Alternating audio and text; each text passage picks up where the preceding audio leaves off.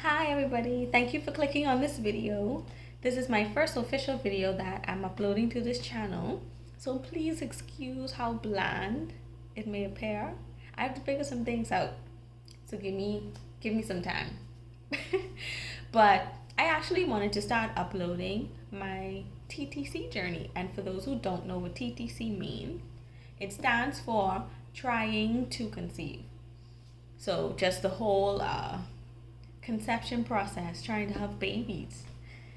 And I've been having some issues health wise that I'm assuming, have been preventing me from being successful, or us, my husband and I. So, just to give you a little background about who I am, my name is Tonique Swee-ting. I've been married to Winston Swee-ting III for almost 2 years. February 15th is going to make the second year of marital bliss. Yay! uh, so, I am a phlebotomist currently. I have a bachelor's degree in biochemistry with a minor in Spanish. And I am currently doing courses for ultrasound sonography. So it's been a struggle, a little bit trying to find balance in life, but I will unpack all of those things in some other videos. Right now, I just want to give an introduction to what I've been experiencing trying to conceive.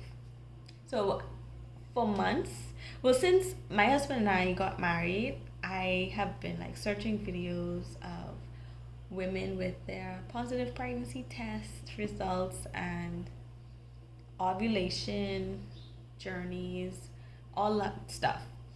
And it's been really interesting, and a lot of times I don't find things that, or content that is particularly suitable for my current situation. And so I said, let me just share, because you never know, there could be somebody out there looking for this kind of information. And so I promised that I would never upload videos of myself to YouTube, but I honestly just want to help. I honestly want to create a sort of safe place for women who have similar situations as I do. So let me just give just a brief intro to what problems I'm actually facing. So back in March, I ended up at a gynecologist, an OBGYN, to just check myself out. I'm 27 now, and I had never had a thorough gynecological examination done. It's kind of embarrassing now that I think about it, but it's reality. I never had it done. So I had a situation where I had like a chemical pregnancy, early early miscarriage, and that led me into the office, and I had an ultrasound done where they went in through the vagina and as well as on the abdomen and checked some things out. My physician was so sweet, an older gentleman, and I felt so comfortable. And I think that's so important for women when they go for these exams, to be able to feel comfortable. So I did that, and he discovered a huge cyst on my right ovary.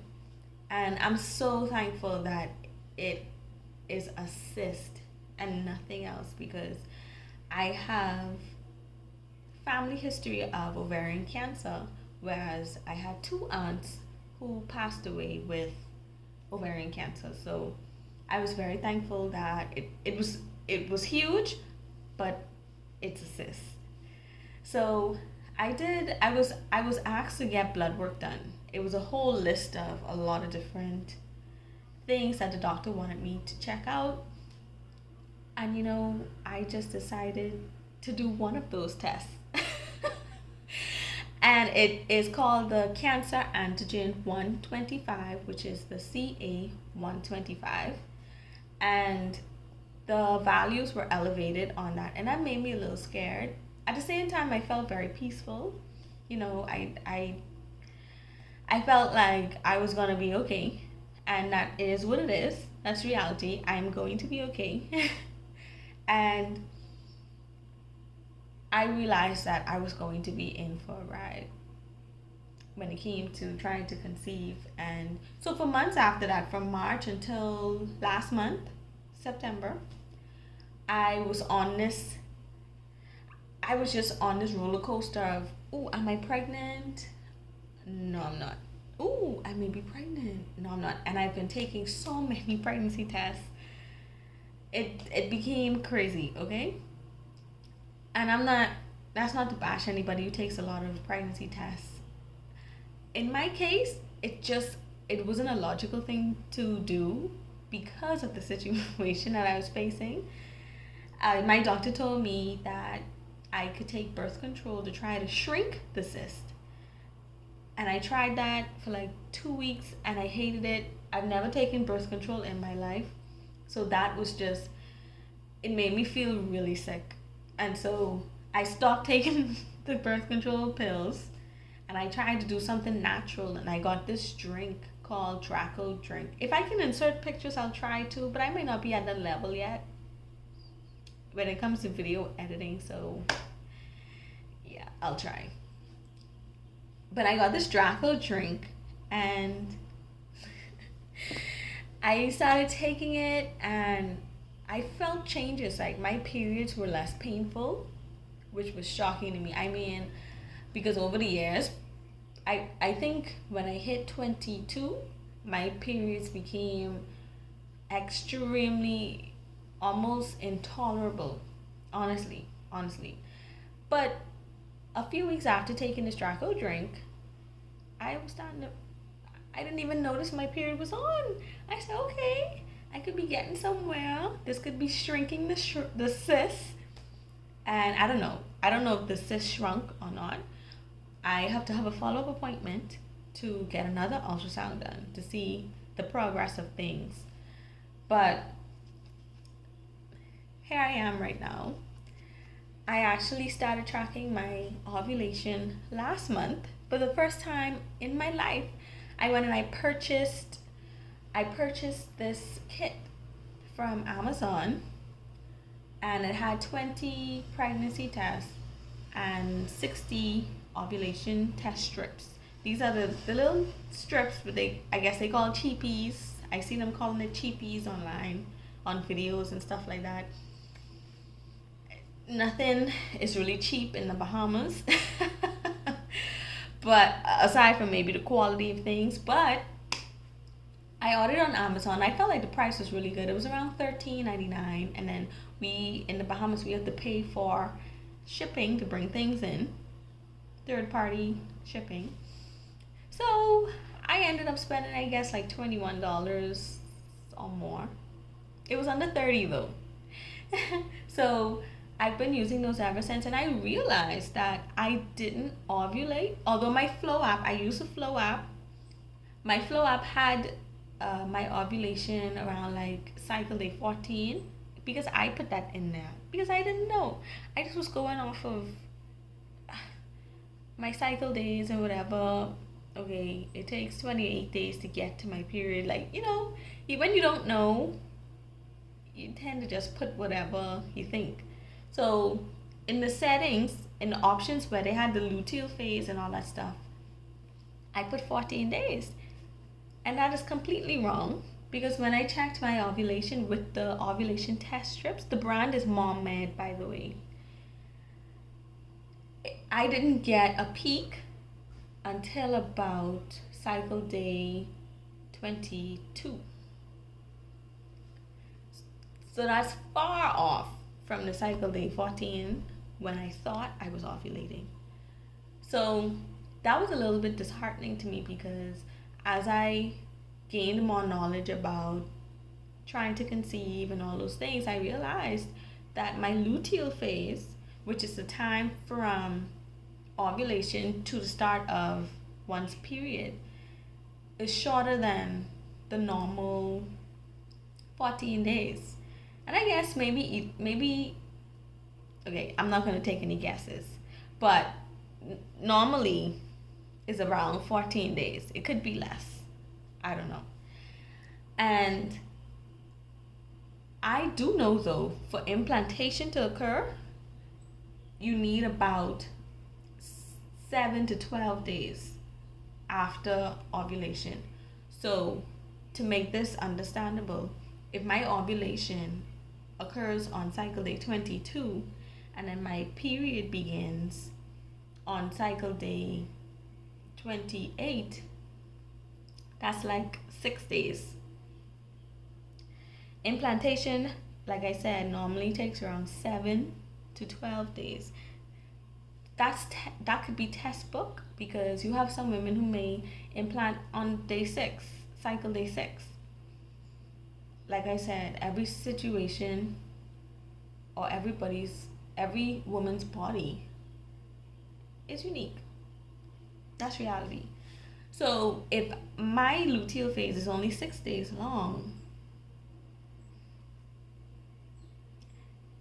the egg is not implanting.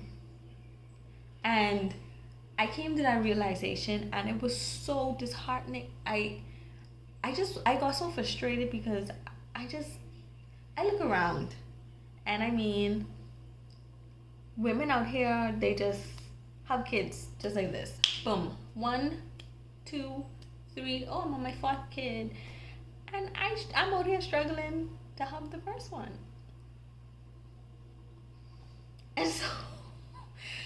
And so, oh my gosh,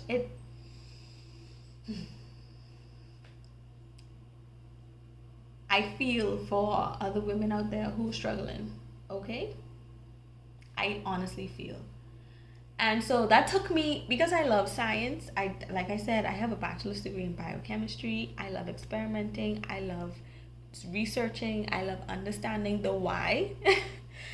I went full-fledged into figuring out, okay, how is this affecting me, having this short luteal phase?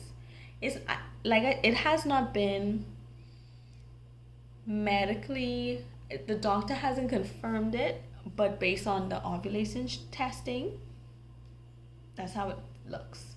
So I just want to put that out there.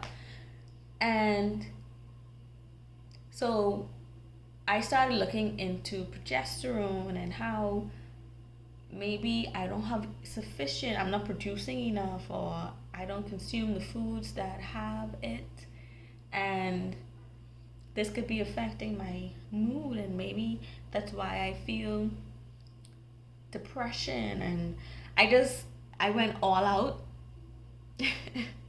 I went deep into it, okay? And so right now, my husband is aware, and thank God, he's so supportive. I couldn't ask for a more supportive husband. He's a great guy.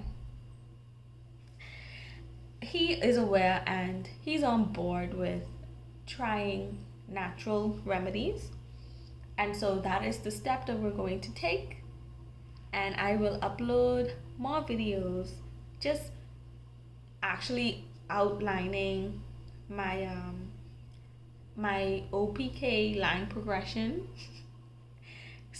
For last month, I still have all those tests, and for this month, I'm almost out of the ovulation test strips.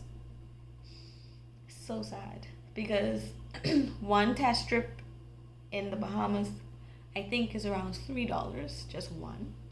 So, oh boy, I'm gonna have to wait until I could order some more, because I can't spend $3 on one test strip, because I want to be testing twice a day.